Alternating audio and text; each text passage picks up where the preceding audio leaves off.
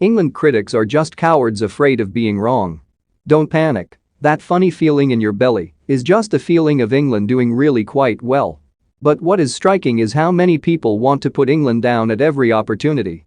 Maybe it has always been like this, but everywhere you turn now, when you'd think some might be won over by recent results, the reverse seems true. It is very weird. It's not like the Englander Gareth Southgate praise is over the top or extreme.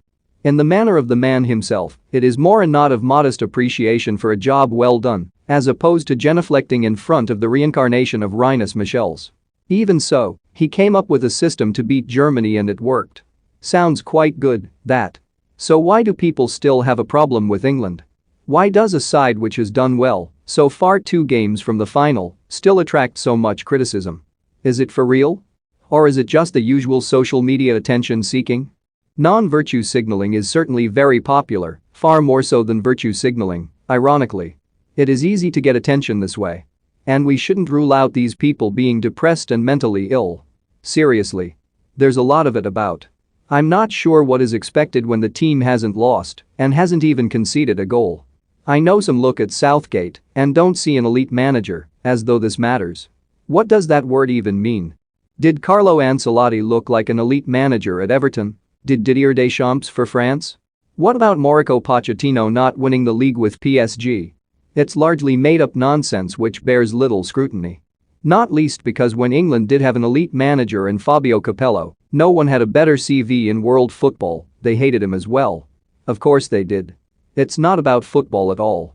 It's about something more personal and internal, and is likely applied to other things in their life too. It's a working out of feelings of inadequacy. It's a defensive move against someone who threatens their sense of self in some way. Some don't like Southgate because he embodies something they don't like about the modern world. A nice, decent, non-macho empathetic thoughtful man offends some men, probably because it challenges their own sense of masculinity. Lord knows, they don't want that, that's woke, their favorite word. All the aggression and name-calling hides a deep insecurity. If he's successful, some will see it as a win for the woke, and that must be resisted. It's also a safe bet to be an arch critic.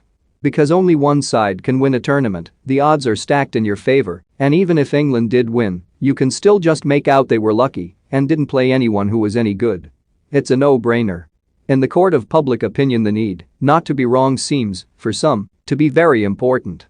And if you back the manager and the team, you can easily look stupid, look like you don't know what you're talking about, so the critic's position, even if goes against the actual fact, is the coward's position. Anyone can pick faults in anything. It's easy.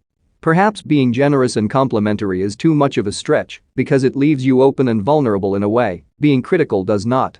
Football is hard to predict, so being positive is a mug's game. If you're insecure about yourself, better slag off wins instead and claim it could all be so much better. That preserves their status as knowing what I'm talking about, if only in their eyes. This is a very modern mindset, fed by binary internet arguments that you're either brilliant or shit. There's no in-between. No one could say England are brilliant, so that means they must be shit. Nuance is the enemy of the insecure critics, terrified to be wrong, unable to admit that they are.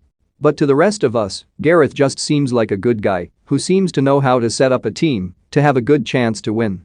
Getting to a World Cup semi-final and a Euro quarter-final sounds quite good to us.